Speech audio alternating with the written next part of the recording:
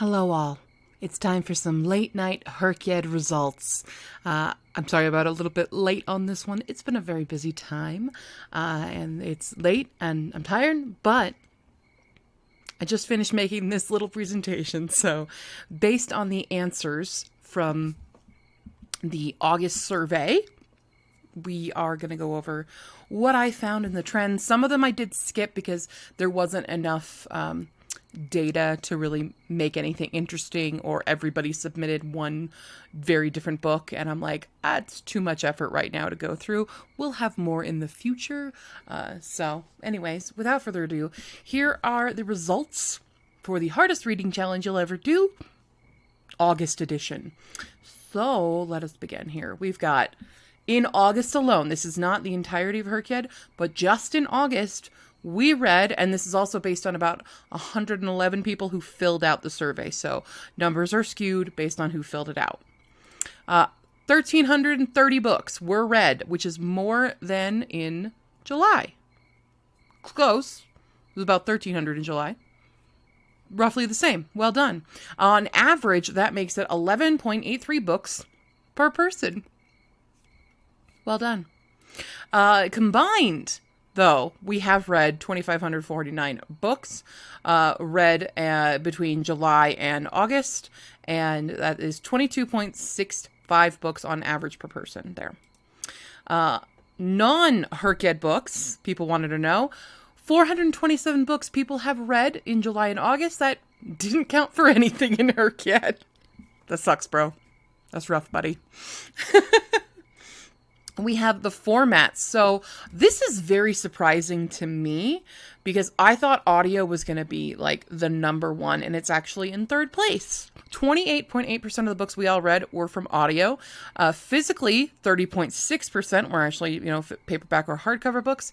And then 40.5% were ebooks, which is wild to me. This is like the exact opposite of what my trends probably would look like. So just interesting things. The most beloved books of August were The Spell Shop, A Sorceress Comes to Call, Half a Soul, and I Was a Teenage Slasher. All of these had two votes. We were very diverse in what our beloved books were, but these are the only ones that had multiple say, this was my favorite this month. So we had a very good spread. I've read 3 of the 4. So, heck yeah. I have not read I Was a Teenage Slasher, but maybe it'd be fun. Maybe that could be a Stephen Graham Jones I enjoyed, because I didn't really... Wait, have I read a Stephen Graham Jones before? No, I was thinking of Matt Osman. I don't know why I thought of those, that they were the same person. They're not. I don't know. Let me know. Should I try I Was a Teenage Slasher? I need 2 iBooks for my name in HRCYED, so there you go. The most completed white prompts, this is only in August. However, it's almost exactly the same of what was completed. 12 people did the webcomic, 15 people did the 3 in 24 hours, and 19 people did the 500 in a day. Honorable mentions, because we had some more diversity this month. 11 people did the top book in your birth year, 9 people did the indie book bought directly from the author, and 9 people did the 3 protagonists who are names of people you personally know in your life or your own name. So that was just cool to see more of them being completed. With the purple prompts, we finally have more. Last month, I think we only had 3 people complete the genre, which that is the same number, but 10 people have now done the genre. Sorry, not same number. I was thinking the rainbow. 3 people have completed the rainbow challenge, and 1 completed the queer rainbow challenge, which I actually think it should be 4 rainbow, because I actually also have completed the rainbow, and I did not count myself. So really, it's 4 people who did the Rainbow Challenge.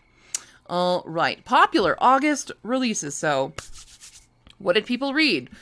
It shouldn't really surprise, because I think a lot of us know what the top books were going to be. But with 3 each, Dead Cattail Assassins by P. Jelly Clark, Apprentice to the Villain by Hannah Nicole Mayer, and The Seventh Veil of Salome by Sylvia Moreno Garcia.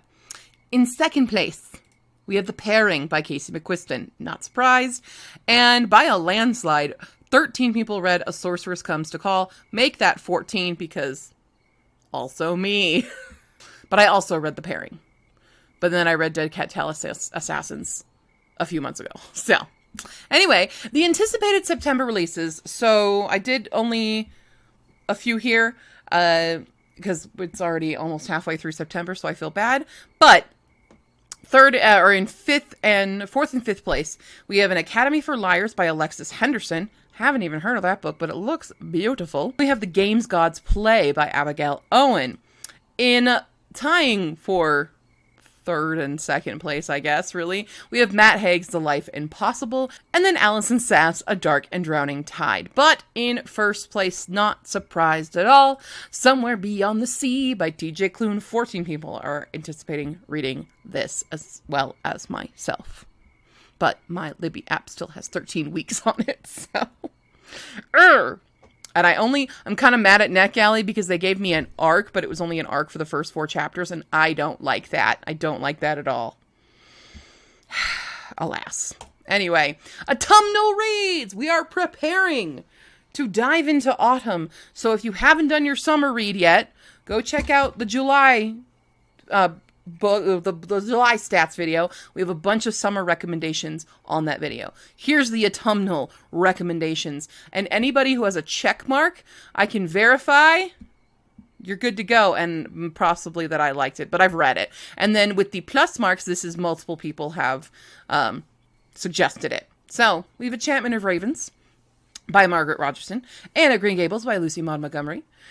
We have Frederick Bachman's Anxious People, Ali Smith's Autumn, Before the Coffee Gets Cold by Toshikazu Kawaguchi, Cackle by Rachel Harrison. I actually really want to read that one. The Cafe Between Pumpkin and Pie by Marina Adair, Kate Angel, and Stacey Finns. Carmilla, hello, woo, don't do the thing. Go away. By J. Sheridan Le Fanu. I've never read Carmilla, and I don't know if I said that name right. I'm so sorry. But except a couple people recommended Carmilla. The Cinnamon Bun Bookstore by Lori Gilmore.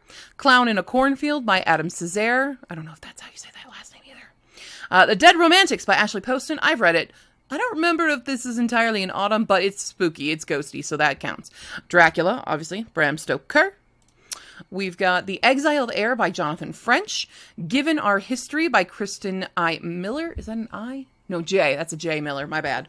Agatha Christie's Halloween Party. House of Leaves by Mark Z. Danielewski. I'm so sorry. In the Wildlife by Jeff Zentner. In the Middle of Somewhere by Rowan Parrish. I might veto this as autumnal. It was suggested, but that is clearly winter on the cover. So I don't know where you're getting autumnal at. I guess sometimes it does snow in autumn, but is that the vibe? I don't know. But it was suggested, so I put it on there. Legends and Lattes by Travis Baldry. Long Live the Pumpkin Queen by Shay Earnshaw. Mina and the Undead by, I can't read it, Amy McCaw. My Best Friend's Exorcism by Grady Hendrix. October by Katya Balin. The Pumpkin Spice Cafe by Lori Gilmore. We have Pumpkinheads by Rainbow Rowell and illustrated by Faith Erin Hicks. Salt and Broom by Sharon Lynn Fisher. Six of Crows by Lee Bardugo. Again, I would argue Six of Crows is more winter, but, you know, to each their own. Slewfoot by Brahm. I highly recommend this one. It's very good.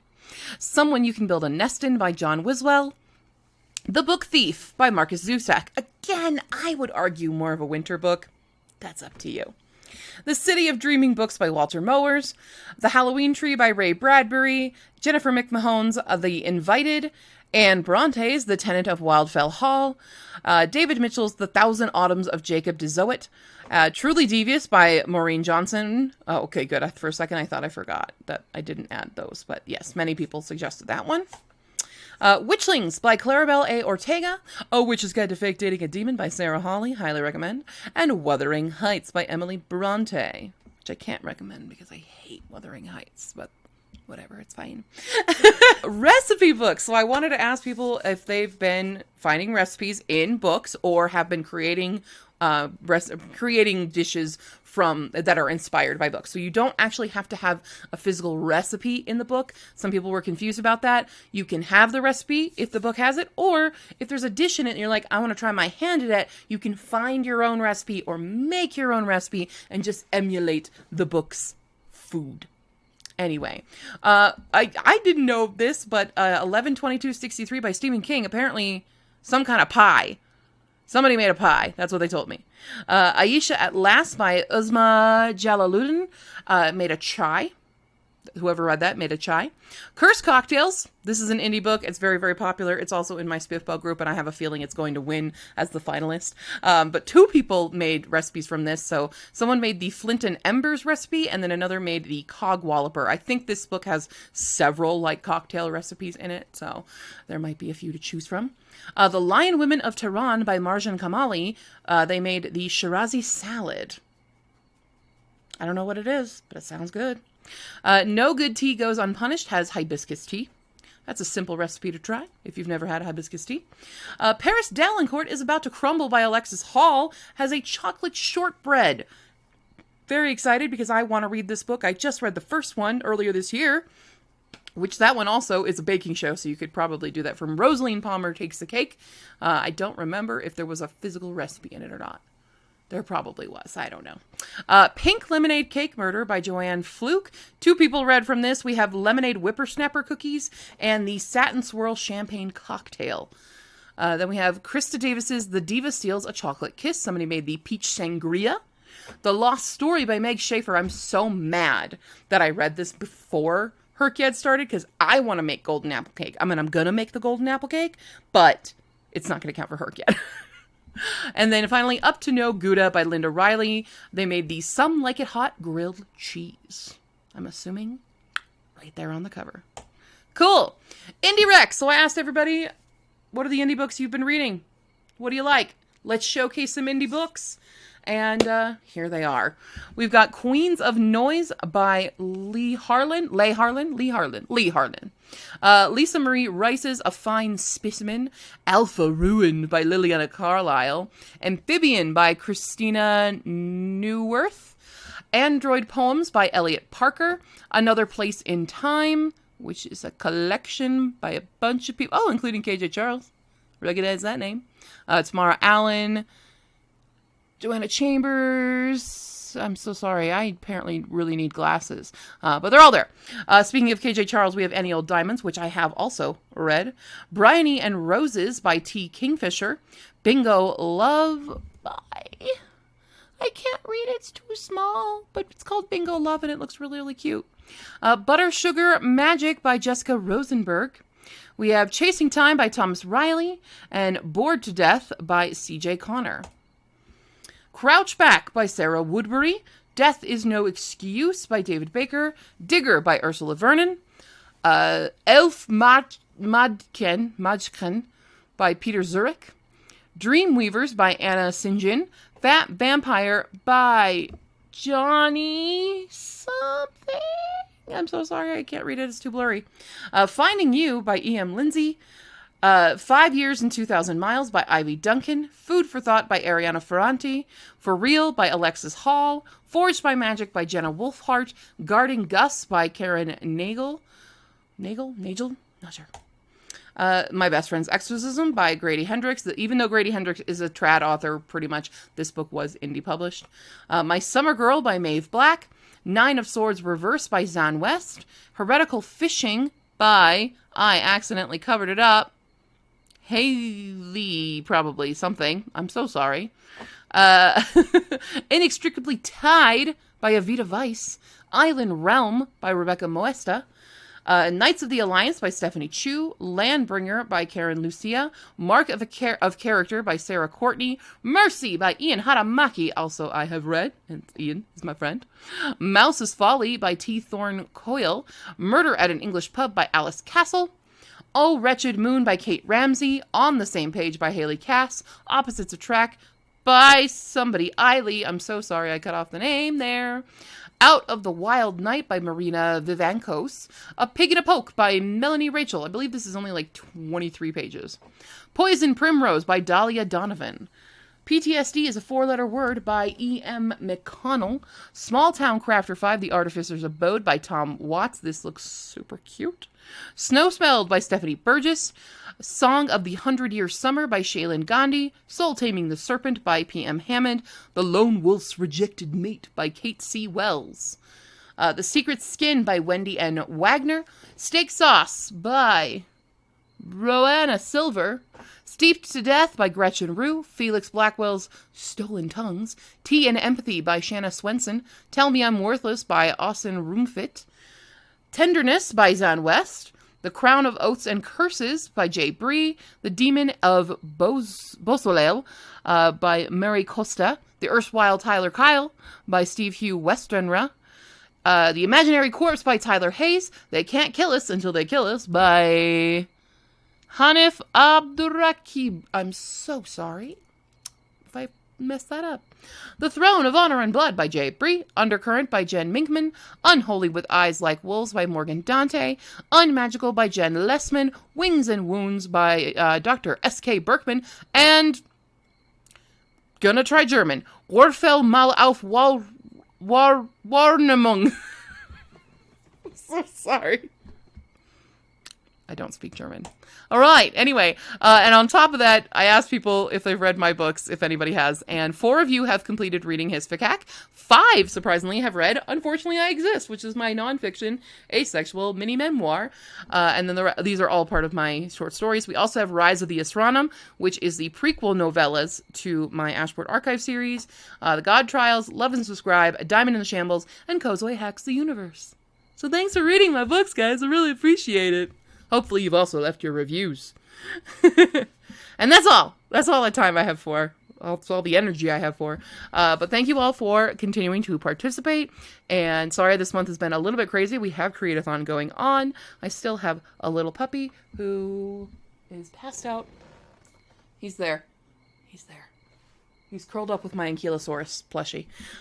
So, yeah. Thanks for filling out the surveys and doing all the quizzes and stuff. I hope you're still having a great time with HRCYED. More things coming eventually, but I got to get through Create-a-thon, and then we'll ramp up some fun stuff. So, cool. All right, I'm going to go now. Bye!